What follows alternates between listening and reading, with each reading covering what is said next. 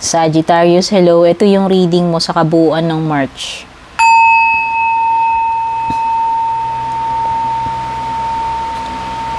Ito yung March forecast mo, no? From March 1 hanggang katapusan ng March, alamin natin ano ba tong energy surrounding you, mga posibleng paparating sa iyo.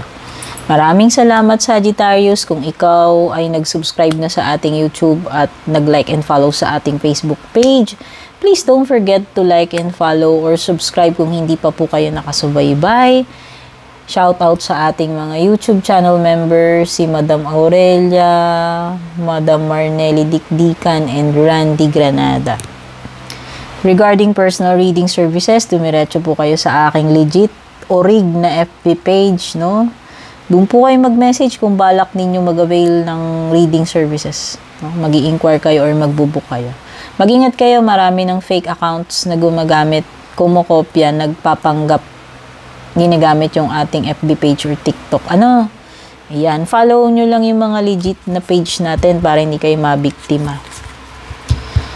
Mapapansin nyo kung fake yung account kapag nagme-message request siya sa inyo. Ayan. Hindi ako magaganon. Yun yung palatandaan na yun yung impostor, yung peke.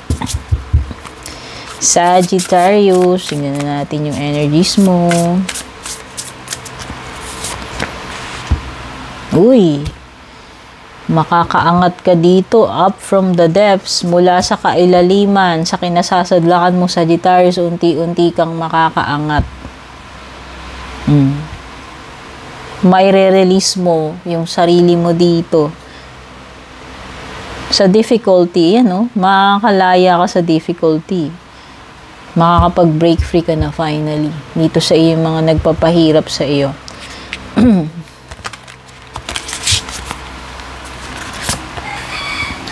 The healing heart, love, acceptance, and romance. So possible din na may romantic encounters ngayong March. Or kung may panibagong romance na darating sa iyo, Sagittarius, ayan, be ready to accept love and romance. Healing heart. Pwedeng iba sa inyo healing ang marireceive ninyo ngayong March. Kasi ito, makakalaya na kayo dito sa difficult situation eh. Aangat na kayo sa kailaliman. Ibig sabihin, makakaalis na kayo sa kinasasadlakan ninyo. Possible na magkaroon kayo ng healing. Yan. Possible na makareceive ng love and romance, no? Magkakaroon ka rin ng peaceful and quiet mind. Ang ganda. Love, healing, peace, yung mga paparating sa iyo, Sagittarius, no? Napaka-positive na mga energies.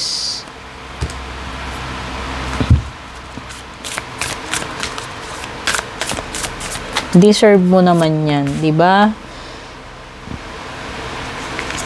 Kumbaga lahat naman deserve maging happy, deserve ng healing, deserve ng peace and quiet. It's time to take action ngayong March, Sagittarius. Sabi ng New Moon in Aries. Ito na yung time na gagawa ka, kikilos ka, uumpisahan mo na. No, basta, just do it. Do something about it. Kung ano man yung tinutukoy dyan. Surrender to the divine. At yung mga bagay na hindi mo kayang gawin, kahit na nag-try and try, nag-effort ka, hindi kaya talaga ng powers mo, yun yung mga bagay na isurrender mo sa divine. No? Tao lang tayo, hindi tayo perfecto. May mga bagay na kaya natin, aminin natin, may mga bagay din na hindi. Pag hindi, wag ipilit, no? Kumbaga, trabaho na ni divine yan. Okay? So, yung kaya mong gawin, do it now, ngayong March, and then yung hindi mo kaya, is surrender it to the divine. Okay? A new start is coming, see? May panibagong simula, magandang simula para sa iyo. New moon. O itong new moon daw, itong new moon ngayong March, ito yun. Ito na yung time na magandang simulan mo ito. Ano kaya to? Pero mukhang exciting, oh, may exclamation pa. Something na bago paparating sa iyo or ikaw mismo magsisimula niyan, Sagittarius, ano? Ano pa yung mga ibang energies na posibleng paparating sa iyo? Gaganda ng mga energies mo, promise. Wala pa ako nakita. Sana wala ng pangit na ano. Pero dapat tayo maging open ng mga readings, no? Hindi lang ito puro maganda. Hindi natin hawak kung anong lumalabas eh. Pero we have the power na change yung mga sitwasyon natin. Naniniwala ako dyan. Nako, may mga dissatisfaction dito paparating sa'yo. Ito yung mga tipong hindi ka lang masisiyahan sa mga outcome. O feeling mo may kulang pa or hindi ito yung ine-expect mo. Pwedeng ganyan no? So, yan. May mga paparating sa yung dissatisfaction dyan. Someone you know is undependable, insincere. Ayun. Sino kaya yan? Pero mukhang merong hindi maaasahan na tao rito. Sinasabi, pwedeng hindi rin siya sincere. Kung meron darating sa yung romance, love, meron din ganitong pasaway. Hindi naman sinabi kung jowa Pwedeng kahit sino yan. Hindi lang ito jowa. Tingin ko. Ay, pwedeng family or friend. Ayan, maliwanag ebidensya. Itong magbibigay sa iyo ng konsumisyon, stress, sakit ng ulo kasi hindi maasahan or hindi siya sincere. Pwedeng family member or kaibigan. Ayan, yan yung sinasabi nung daga. Get back to the basics. Mag-focus ka muna sa mga importante. Yung mga basics, Sagittarius, bago ka mag-aligaga doon sa mga komplikado. Kumbaga, bago ka mag-level 2, gawin mo muna yung level 1. Madalas, kasi yung mga solution sa problem natin, nakala natin complicated. Yung pala, basic lang. Try mo muna yung basic. Yung mga pinaka-pundasyon, yung pinaka-mga importante na simple bago ka pupunta sa mga bagay na advanced or complicated, no? Ayan. Nako, meron talagang daga dito, di ba yung mga daga, traidor? Pag naninira sila, no, hindi natin alam. Ang laki na pala ng butas nung sako ng bigas. Nginat-ngat na pala ng daga. Nakatago lang. Ganun ng kilos netong tao na to. Meron ditong trumatrabaho sa'yo patalikod. Possible na family or friend mo. Insincere na nga Ayan pa. May pagka-traidor energy pa. May ginagawa to sa pag nakatalikod ka. Solid foundation, success with effort. May paparating na success sa iyo with effort. Take note. Okay? This is something na binuo mo Binuo mo ng hindi biglaan, as in nilagyan mo ng pundasyon. Paunti-unti, tsinaga mo. Binigyan mo ng hanggang naging matatag, hanggang naging na siya,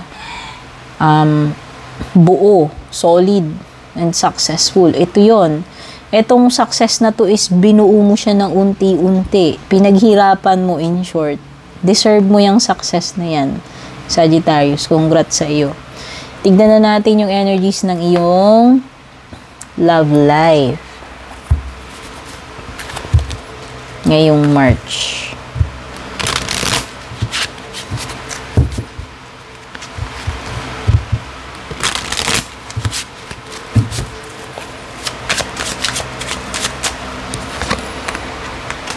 Ay, unworthy. Ay, naku. Meron ditong unworthy. Bahala ka na magtag kung energy mo to, energy ng person mo. Pwedeng past, present, or future energy. Pero kasi March yung pinag-uusapan natin. Most likely, future. No? You're a better person than I am. Pasaway to. May pasaway dito. Tag mo kung sino yan sa inyo. Aminado tong person na to na hindi siya deserving ng pagmamahal.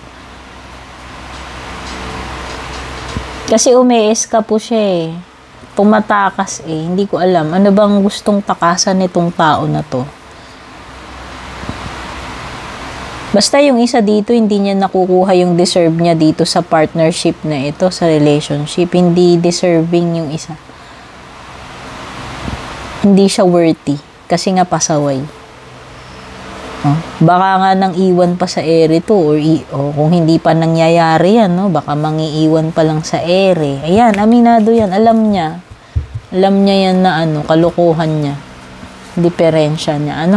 Tignan na natin yung closing message para sa iyo, Sagittarius. So, ayan. Sa pala? Parang sa love life mo may rin. May issue. Closing message mo, begin now, Sagittarius. Take your first step. Don't be shy. Huwag kang matakot. No?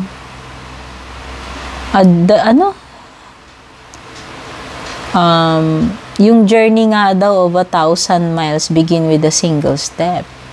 So, umpisahan mo na, Sagittarius. Ayan, no? Ito na yung hudyat, ito na yung go signal na hinihintay mo. Kung naghihintay ka ng palatandaan or go signal, go, begin now. Simulan mo na daw. Etong March. Okay, Sagittarius, sana nagustuhan mo to. Take care and God bless.